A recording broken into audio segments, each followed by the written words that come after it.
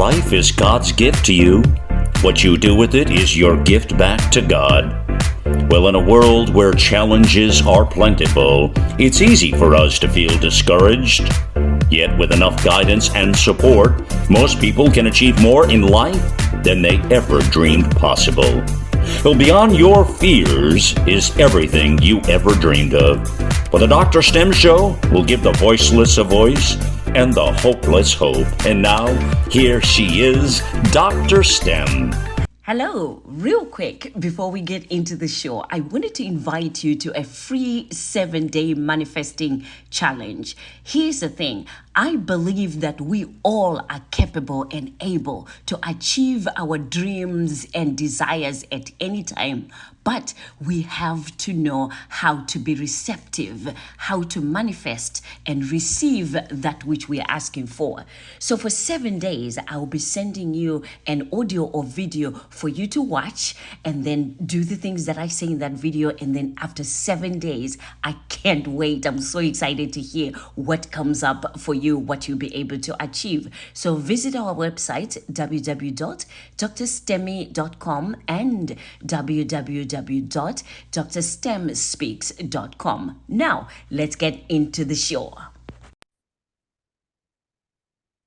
Hello, and welcome again to another segment of the DrSTem Show. As you've heard me say in previous shows, I'm very excited about this season because we are interviewing each and every one of our 8 distinguished speakers for the 3rd annual Bounce Back Empowerment Conference. This morning, I have the pleasure of welcoming Nikki Gangemi. She was a speaker on the first Bounce Back Empowerment Conference, and she is coming back on this 3rd one. So welcome to the show, Nikki Gangemi.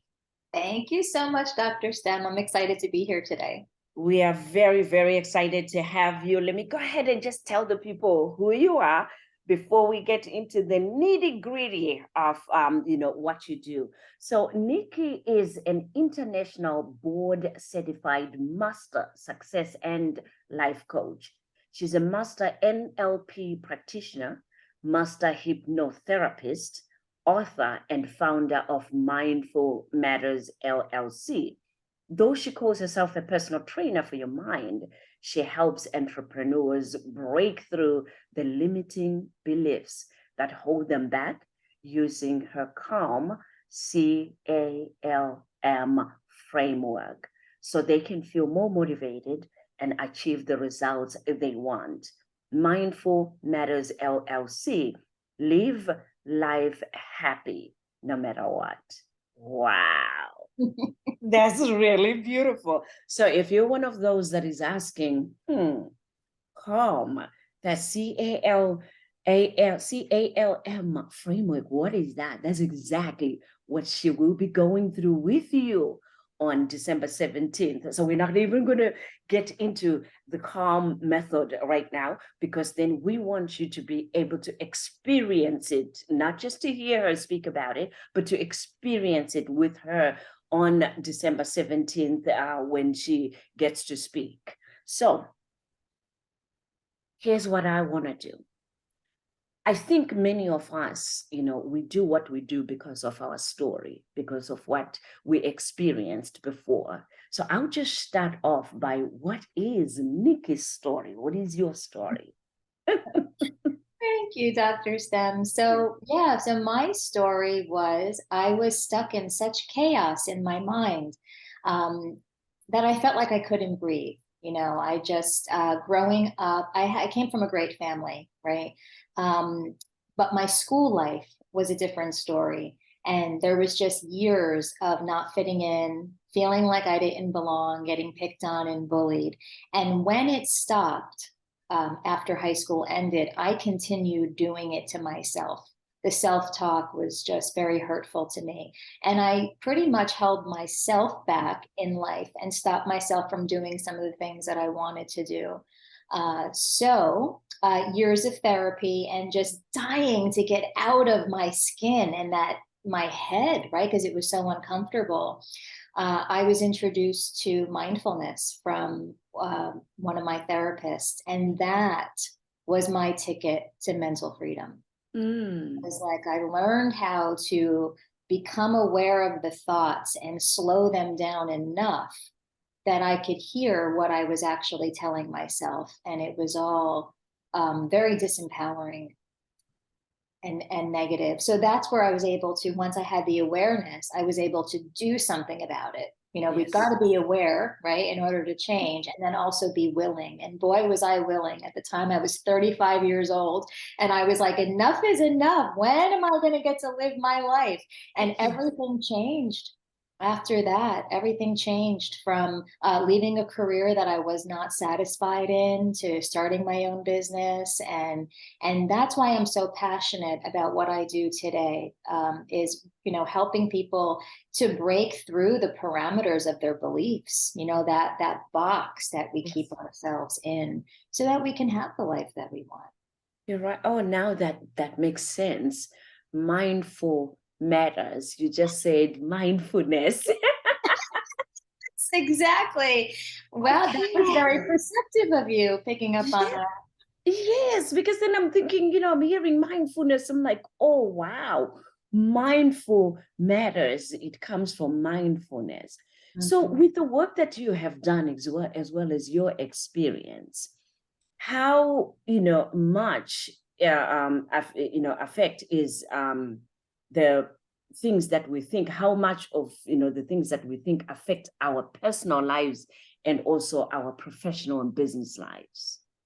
Yeah, that self-talk, it's also, it becomes like this program, like our brain is like a computer, and the self-talk is a program that we have running, and we've got a lot of programs, and they can really slow us down, just like when you've got programs running on your computer that slow the computer down, and you know, it doesn't Mm. function to the best of its ability. So it becomes a lens that we see our life through, right? The beliefs that we have, the stories that we have, and it could just really hold us back. So in my example of what I shared, my story was that I'm not lovable, and that grew into, who would ever want to be with me? I'm not marriage material. These are the things that I was telling myself. And then what manifested was me being single and on my own for most of my life. So that was a huge impact, right? Yes. You know, now we're looking at, I'll be turning 44 this month. And so that's many years. And I'm just starting to really unravel that story now and starting to change that self-talk. Yes. The author Maxwell Maltz of the book Psycho-Cybernetics says Mhm. you will never outperform your self-image. So self-image is huge. And if you see yourself in a certain way, you won't be able to change that until you change your self-image, your self-talk. You start loving yourself. So it's That's really big. That's really big. Thank you for that. So going back, let's do some play now. Going back into your childhood, what is, if I were to just ask you, what is your earliest memory? What comes to mind? my earliest memory. I actually see a picture of it, of me in the backyard of the apartment that we lived in, and I am on my bike. I'm just kind of standing, stationary on my bike. I could see my little dress, and I was about 4 or 5 years old. Okay. Mhm. Okay. Is there a particular, memory where playing with other people, with parents, siblings, or you just by yourself, you were a loner that just liked to I play was with? by myself. My brother was there at the time. I'm the oldest of four. At that Okay. time, I did have one brother, so I could also see him. But it's interesting, right? Because the Yes. earliest memory, I see myself alone, and I felt alone. And look at how that played out.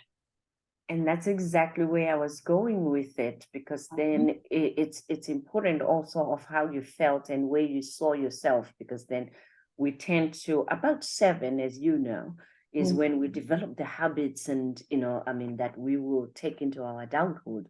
So then if the feeling is about, I'm alone and, I don't feel connected and I have to work myself into being connected with other people, I have to do more work and they have to like me, all that now we take into our adult, years. So, Absolutely. It's yeah. very interesting. That becomes the program. It also becomes the lens that you see your life through. Yes. And with what you said about, our brains being like a computer, that we have this computer that can shut down and malfunctions. Sometimes rebooting it and turning it off, will make your computer work again. Many a time it comes back, but the screen is still blue and you can't see, what you're working at. And it's interesting how many people are moving around with screens that are blue and everything is blurred and it's not working because then, there's a malfunction. And we can see the red light, we can see the blue screen, but we don't get to stop to say, you know what?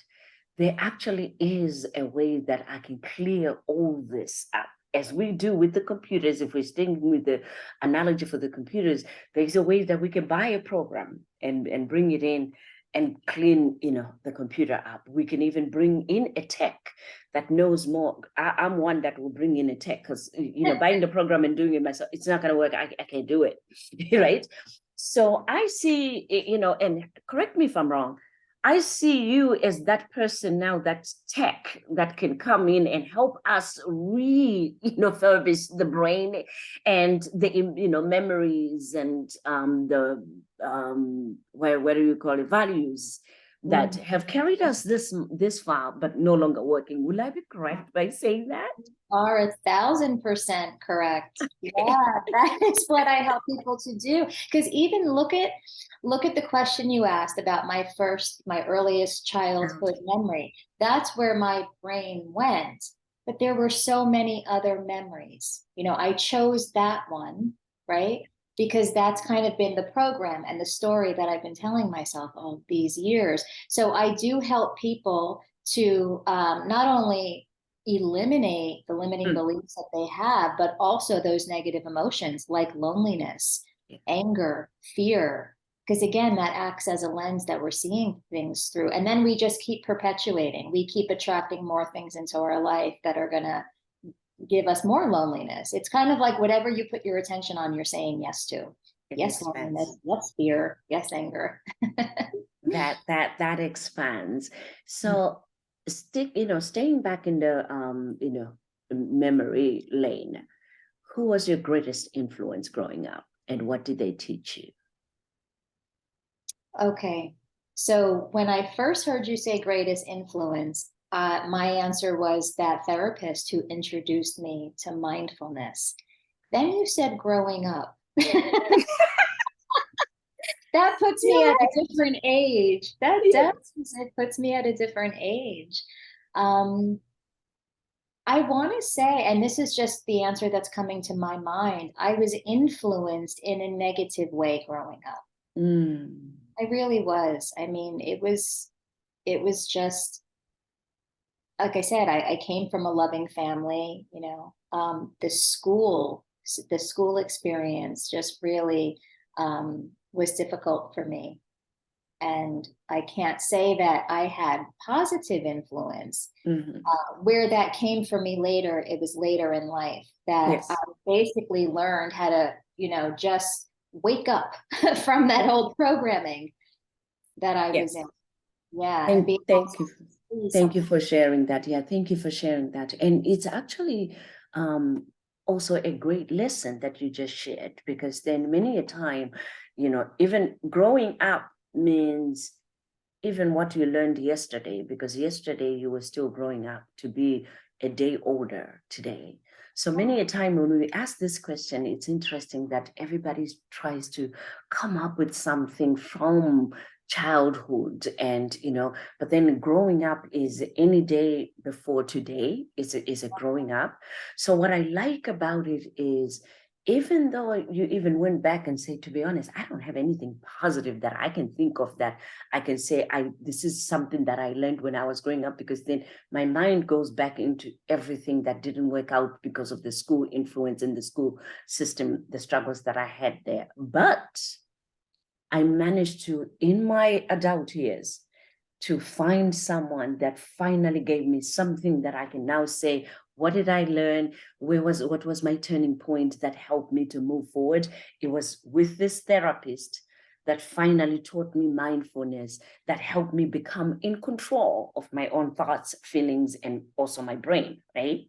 Yes, exactly. Perfect. Yeah, I Yeah. love that growing up is any day before today. Before today. So thank you for sharing that, because many a time when we have and look back at the times when we didn't feel connected, we didn't feel heard, neither did we feel like we belonged, it's really difficult to try and come up with something then. So Then at that time, yeah, yeah. exactly. But there was so much, even after that turning point with the therapist, I attracted so many mentors and coaches that I worked with, and it was just all uphill from there.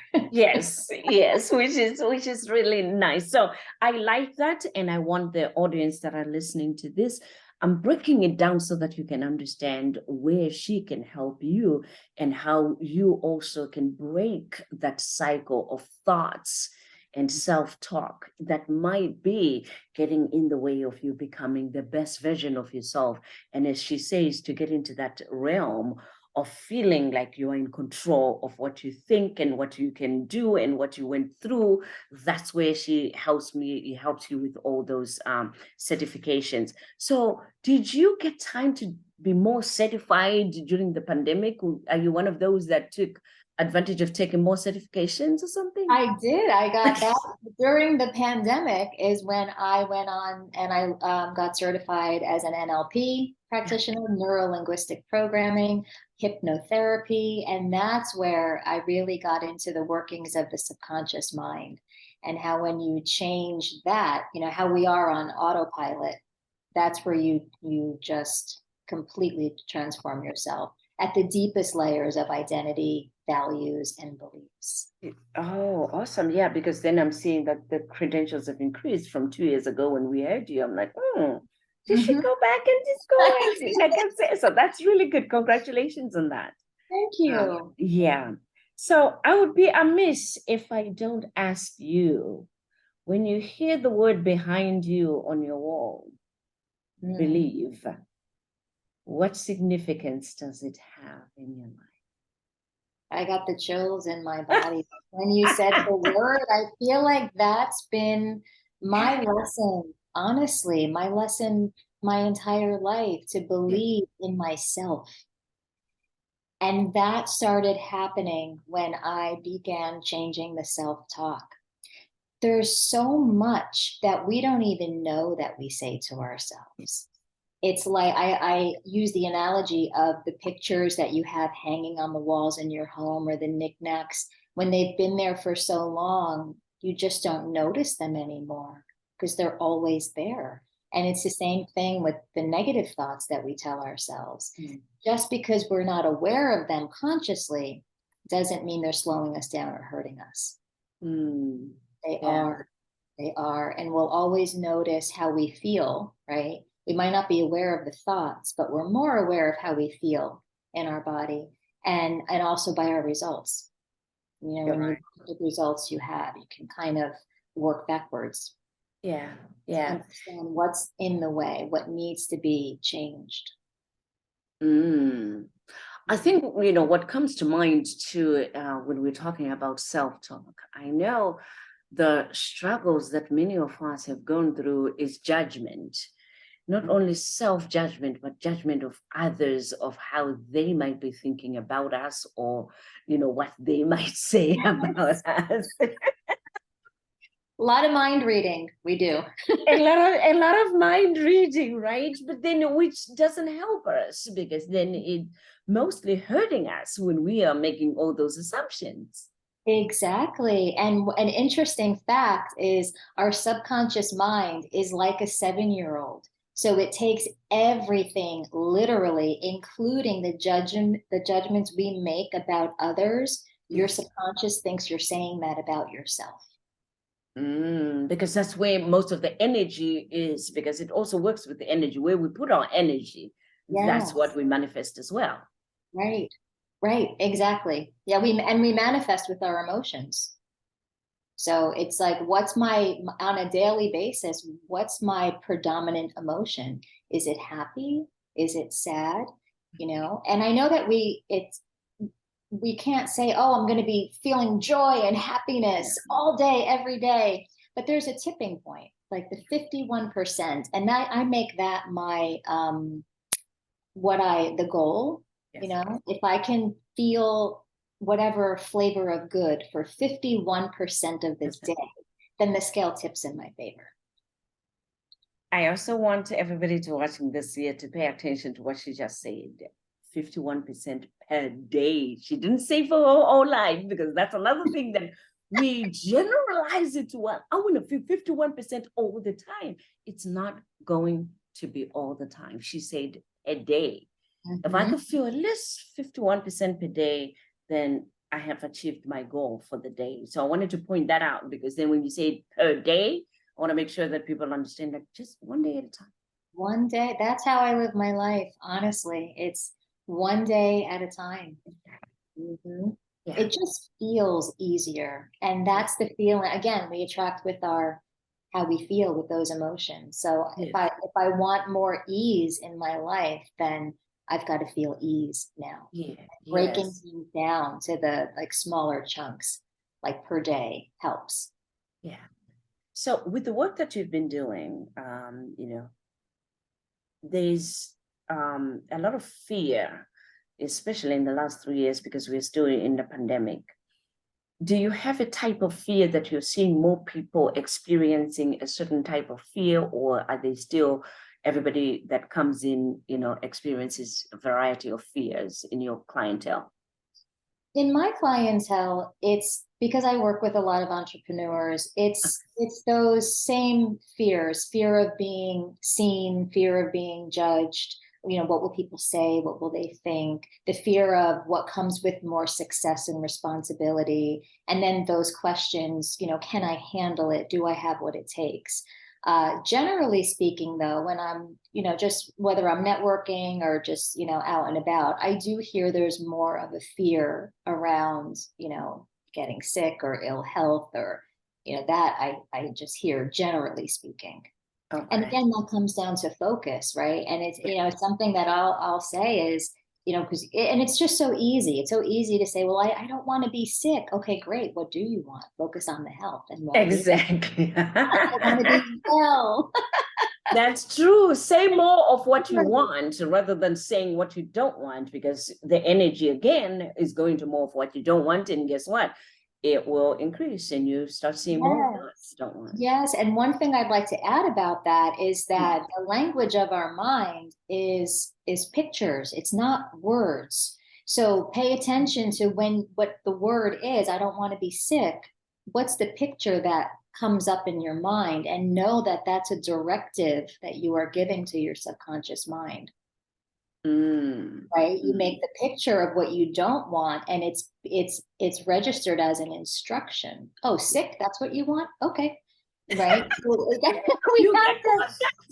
be mindful of speaking what we want to create that internal representation or picture, and that's the direction or the directive that you're giving your subconscious mind, which is running the show, right? Well, most of the day we're just functioning out of habit on autopilot, and it's all the programming that's running the show.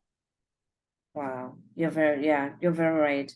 And many times we don't even think about that. It's always like Don't, right? we just say We things. don't think about it. And that's what I'm here for, to bring awareness.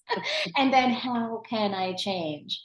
Yes. Right? How can I change? And even with the thoughts, you know, that's something I taught for 15 years in the elementary public school system.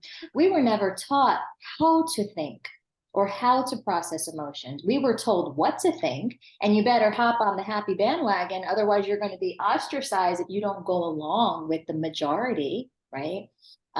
So teaching people, how do I start thinking differently? How do I start focusing on what I want and creating the pictures in my mind of what I want? Because that's the track you're going to be put on, using like the train analogy. What track am I following?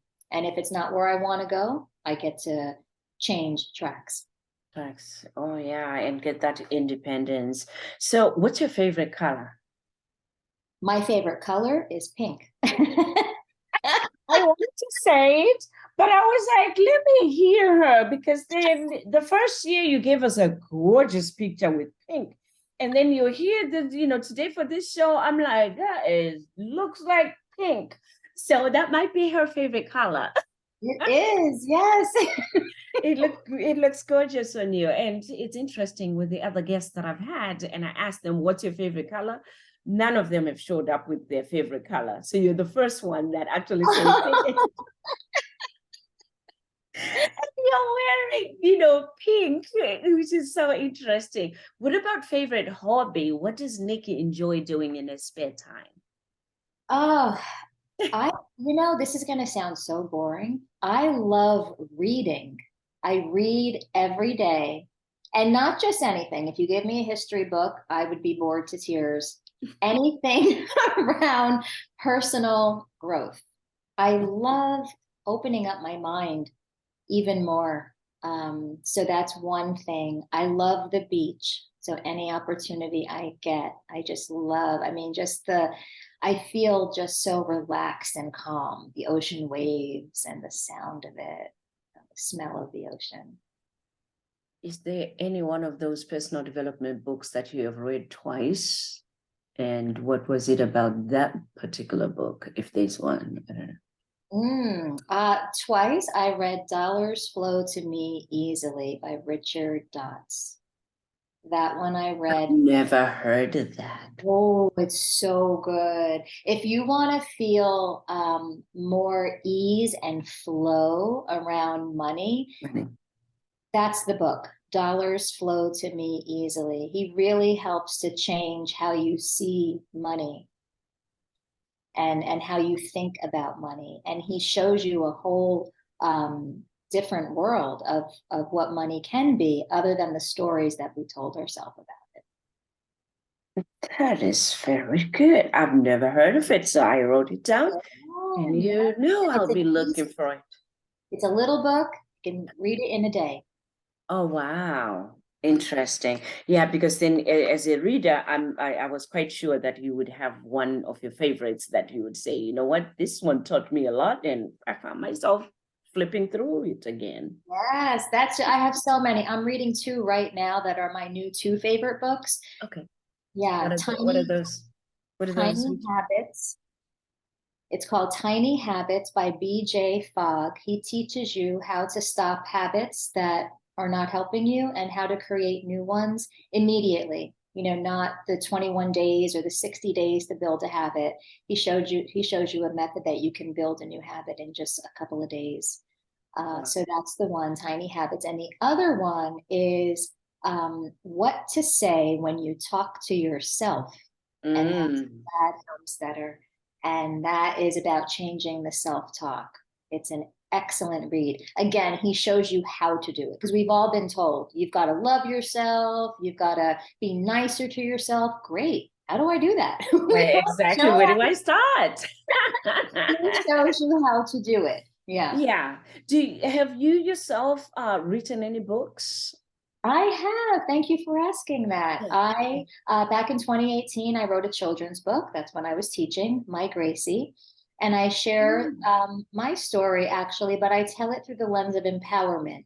We talked about focus, and I want to take the focus off bullying, because so as long as we tell that story, we're still being a victim, and it doesn't help us, right? Yes. So that's the one. And I've got the calm method, the inner game to getting the results you want, coming out in December. Oh, okay. Awesome. So we're going to be doing the conference right around the time that you'll be releasing that. So that's going to be, awesome. Will it be released by the 17th or it's It might be a little bit towards the end of December, but the end? it's Okay, well, don't forget to tell us more about it Sure. as you do your presentations so that people can, also go to look for it once we're done with the conference. Yeah, absolutely. Thank All you. right, Nikki, I could talk to you forever, but I we are love coming this conversation.